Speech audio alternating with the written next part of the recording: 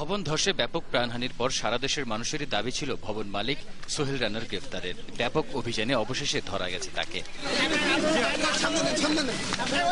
রোববার দেশ ছেড়ে পালানোর সময় রানাকে বেনাপোল সীমান্ত থেকে গ্রেফতার করে র্যাব। এরপরই তাকে যশোর বিমানবন্দর থেকে নিয়ে আসা হয় ঢাকায়। রানার গ্রেফতারের খবরে ততক্ষণে রাজধানীর পুরাতন বিমানবন্দরে ভিড় করেন সংবাদকর্মীরা। সেখান থেকে তাকে সরাসরি নিয়ে যাওয়া হয় র্যাব সদর দপ্তরে।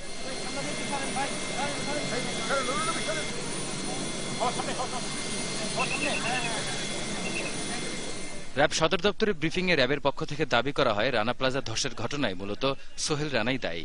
ইতিপূর্বেই এই ভবনটি পরিত্যক্ত ঘোষণা করা হয়েছিল, তারপরেও এই ভবনের মালিক জোর করে সেখানে তাদেরকে কাজ করতে বাধ্য করে, যার প্রেক্ষিতেই এই মর্মান্তিক দুর্ঘটনা ঘটে।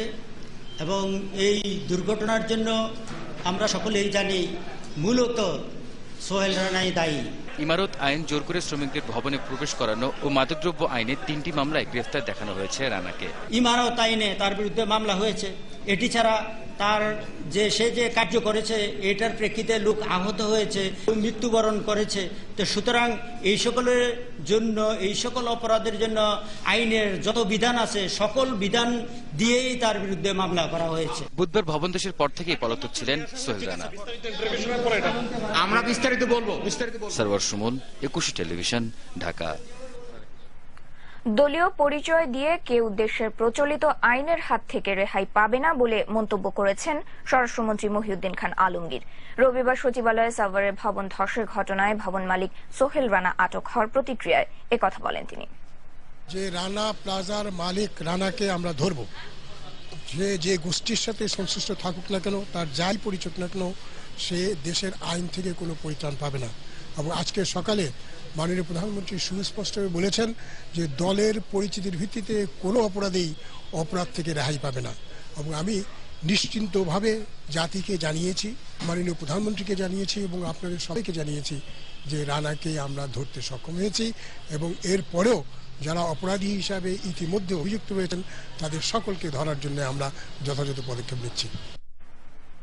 রোববারও জীবিত বেশ কয়েকজনকে উদ্ধার করা হলেও রানা প্লাজার ধ্বংসস্তূপে উদ্ধার কাজে ভারী যন্ত্রপাতি ব্যবহারের সিদ্ধান্ত নিয়েছে উদ্ধার কাজে নিয়োজিত সমন্বয়কারী দল। ম্যানুয়াল পদ্ধতিতে আর উদ্ধার কাজ এগিয়ে নেওয়া সম্ভব না হয় ভারী যন্ত্রপাতি ব্যবহারের সিদ্ধান্ত নেওয়া হয়েছে বলে সেনাবাহিনী আয়োজিত সংবাদ সম্মেলনে এই সিদ্ধান্ত জানানো হয়। তবে এই সিদ্ধান্তের প্রতিবাদ জানিয়েছেন দুর্যোগ ব্যবস্থাপনা বিশেষজ্ঞ, সাধারণ উদ্ধারকর্মী, আটকে পড়াদের স্বজন এবং সাধারণ মানুষ। রিপোর্ট করছেন মঞ্জুরুল আলম পান্না। অভিশপ্ত রানা প্লাজার ধ্বংসস্তূপের নিচ থেকে ঘটনার পঞ্চম দিনেও ম্যানুয়াল পদ্ধতিতেই একে একে উদ্ধার করা হয় জীবিত কয়েকজনকে। মৃতদেহ উদ্ধার করা হয় বেশ কয়েকজনের। তবে সংবাদ সম্মেলনের মাধ্যমে সেনাবাহিনীর নবম পদাতিক বাহিনীর জিওসি জানান, এখন সময় হয়েছে উদ্ধার কাজে ভারী যন্ত্র প্রয়োগের। উপর থেকে ছোট বোরহোল করে সরাসরি মেশিনের মাধ্যমে যারা ইঞ্জিনিয়ার, প্রকৌশলী এবং উদ্ধারকর্মী ভিতরে চলে যাবেন, যেখানে প্রাণের স্পন্দন দেখবেন তাদেরকে উদ্ধার করে আবার ওই বক্সে বসিয়ে মেকানিক্যাল ওয়েতে তিনি উঠে আসবেন। সরকারের এই সিদ্ধান্ত পরিবর্তনের আকুল আবেদন জানালেন দুর্যোগ ব্যবস্থাপনা বিশেষজ্ঞ, সাধারণ উদ্ধারকর্মীরা। এখনো অনেক লোক জীবিত আছে, অনেক মানুষ খালি বলতেছে বাঁচাও বাঁচাও। ওনাকে কান্নাটা শুনলে মনে করেন বুক ফাইটা যায়। সরকারের বড় বিনীত অনুরোধ, আমাকে একটু সময় দেন। সেনাবাহিনীর যে সিদ্ধান্তটি, এটি পুনর্বিবেচনা করা। আমার মনে হয় যে প্রধানমন্ত্রী যে ঘোষণাটি দিয়েছিলেন যে একজন জীবিত থাকা অবস্থায় উদ্ধার প্রক্রিয়া চলবে। ধ্বংসস্তূপের নিচে যারা এখনো আটকে রয়েছেন অথবা এখনো নিখোঁজ, তাদের স্বজন এবং সাধারণ মানুষও প্রতিবাদ জানালেন এই সিদ্ধান্তের।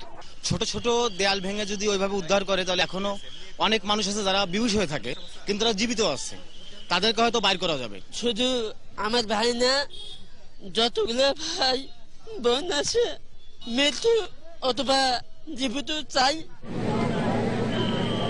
অভিশপ্ত এই ভবনটির নিচে আটকে পড়া মানুষদের স্বজনদের মনে যে আতঙ্ক বিরাজ করছে, তার পাশাপাশি নতুন করে আশঙ্কা জন্ম নিয়েছে এই জন্য যে তাদেরকে উদ্ধারের জন্য নতুন করে ভারী যন্ত্রপাতি ব্যবহারের যে সিদ্ধান্ত নেওয়া হয়েছে, তাতে করে সেই মানুষগুলোকে জীবিতভাবে উদ্ধার করা সম্ভব হবে কিনা এই কারণে। মঞ্জুরুল আলম পান্না, 21 টেলিভিশন, সাভার, ঢাকা।